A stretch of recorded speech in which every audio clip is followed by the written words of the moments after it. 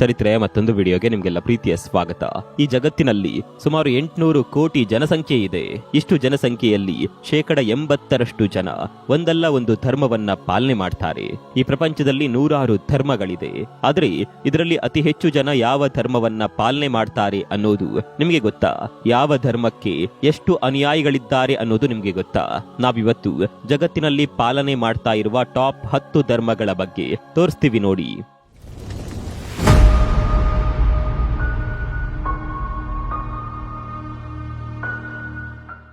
10ನೇ ಸ್ಥಾನದಲ್ಲಿರುವ ಧರ್ಮ ಜೈನಿಸಂ. ಈ ಪ್ರಪಂಚದಲ್ಲಿ ಸುಮಾರು 42 ಲಕ್ಷದಷ್ಟು ಜನ ಜೈನ ಧರ್ಮವನ್ನ ಪಾಲನೆ ಮಾಡ್ತಾರೆ. ಅದರಲ್ಲೂ ಭಾರತದಲ್ಲಿ ಜೈನ ಧರ್ಮವನ್ನ ಪಾಲನೆ ಮಾಡುವವರ ಸಂಖ್ಯೆ ಹೆಚ್ಚಿದೆ. ಜೈನ ಧರ್ಮದ ಉದಯವಾಗಿದ್ದು ಕೂಡ ನಮ್ಮ ದೇಶದಲ್ಲಿ ಅನ್ನೋದು ನಿಮಗೆ ಗೊತ್ತಿರಬಹುದು.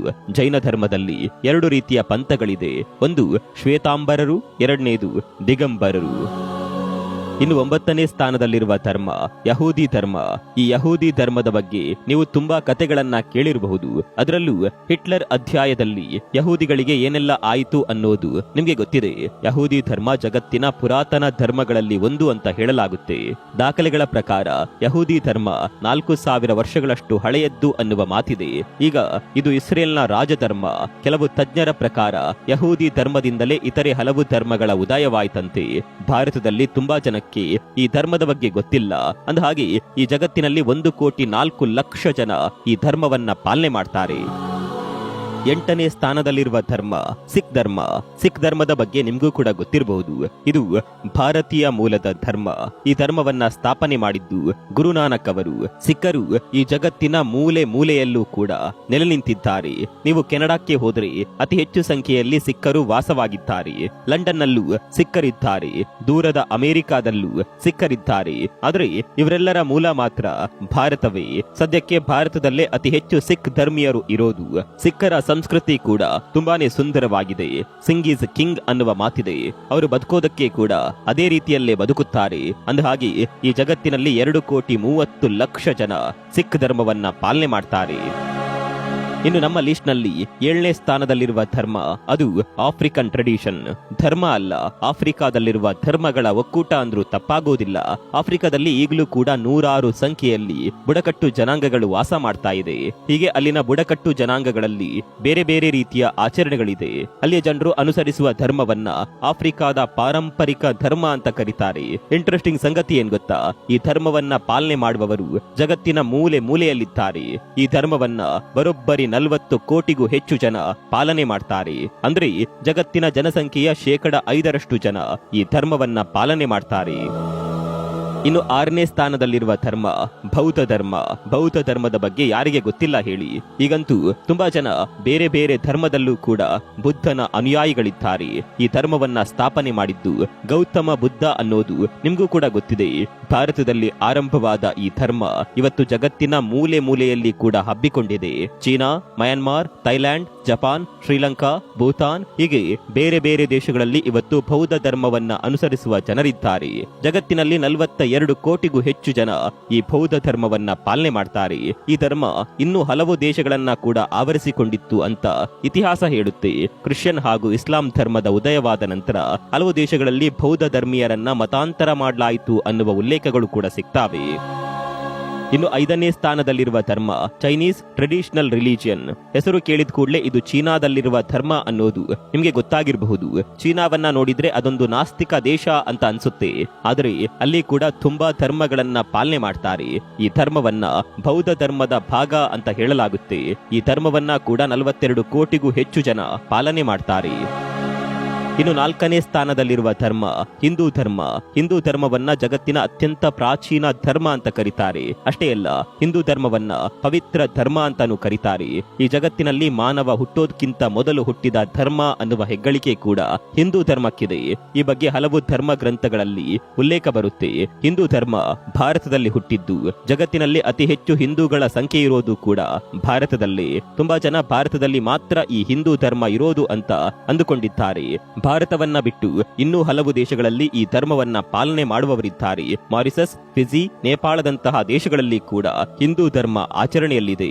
ಸದ್ಯಕ್ಕೆ ಇಡೀ ಜಗತ್ತಿನಲ್ಲಿ 100 ಕೋಟಿಗೂ ಹೆಚ್ಚು ಜನ ಹಿಂದೂ ಧರ್ಮವನ್ನ ಪಾಲನೆ ಮಾಡ್ತಾರೆ. ಅಂದ್ರೆ ಈ ಪ್ರಪಂಚದ ಜನಸಂಖ್ಯೆಯ 15% ಜನ ಹಿಂದೂ ಧರ್ಮವನ್ನ ಅನುಸರಿಸ್ತಾರೆ.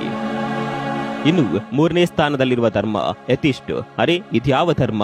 ಉಳಿದ ಎಲ್ಲಾ ಧರ್ಮಗಳ ಬಗ್ಗೆ ನಾವು ಒಂದಲ್ಲ ಒಂದು ಸಲ ಕೇಳಿದ್ದೀವಿ, ಆದ್ರೆ ಈ ಧರ್ಮದ ಹೆಸರನ್ನೇ ನಾವು ಕೇಳಿಲ್ವಲ್ಲ ಅಂತ ನೀವು ಅಂದುಕೊಂಡಿರಬಹುದು. ಇದನ್ನ ನೀವು ಕೇಳಿರಲು ಕೂಡ ಸಾಧ್ಯವಿಲ್ಲ. ಸ್ನೇಹಿತರೆ, ನಿಮಗೆ ಗೊತ್ತಿರಲಿ, ಈ ಅತಿಷ್ಟ್ ಅಂದ್ರೆ ನಾಸ್ತಿಕರು ಅಂತ ಅರ್ಥ. ನಾಸ್ತಿಕರು ಅಂದ್ರೆ ಏನು ಅನ್ನೋದು ನಿಮ್ಗೆ ಗೊತ್ತಿರಬಹುದು. ಯಾವುದೇ ಧರ್ಮವನ್ನ, ಯಾವುದೇ ಜಾತಿಯನ್ನ ಪಾಲನೆ ಮಾಡದೇ ಇರುವವರನ್ನ ನಾಸ್ತಿಕರು ಅಂತ ಕರೀತಾರೆ. ಅವರಿಗೆ ಧರ್ಮದ ಬಗ್ಗೆ ನಂಬಿಕೆ ಇರೋದಿಲ್ಲ, ದೇವರುಗಳ ಬಗ್ಗೆ ನಂಬಿಕೆ ಇರೋದಿಲ್ಲ. ಕೇವಲ ಮಾನಸಿಕವಾಗಿ ಮಾತ್ರವಲ್ಲ, ಡಾಕ್ಯುಮೆಂಟ್ಗಳಲ್ಲಿ ಕೂಡ ಇವರು ನಾನ್ ರಿಲಿಜಿಯಸ್ ಅಂತ ಬರೆದುಕೊಂಡಿರುತ್ತಾರೆ. ನಾವು ಯಾವುದೇ ಧರ್ಮಕ್ಕೆ ಸೇರಿಲ್ಲ ಅಂತ ಘೋಷಣೆ ಮಾಡಿಕೊಂಡಿರುತ್ತಾರೆ. ನಮ್ಮ ದೇಶದಲ್ಲಿ ಈ ನಾಸ್ತಿಕರ ಸಂಖ್ಯೆ ಅಷ್ಟೊಂದು ಇಲ್ಲದೇ ಇದ್ರು ಯುರೋಪಿಯನ್ ದೇಶಗಳಲ್ಲಿ ಈ ನಾಸ್ತಿಕರ ಸಂಖ್ಯೆ ತುಂಬಾನೇ ಇದೆ. ಅದು ವರ್ಷದಿಂದ ವರ್ಷಕ್ಕೆ ಹೆಚ್ಚಾಗುತ್ತಲೇ ಹೋಗ್ತಾ ಇದೆ.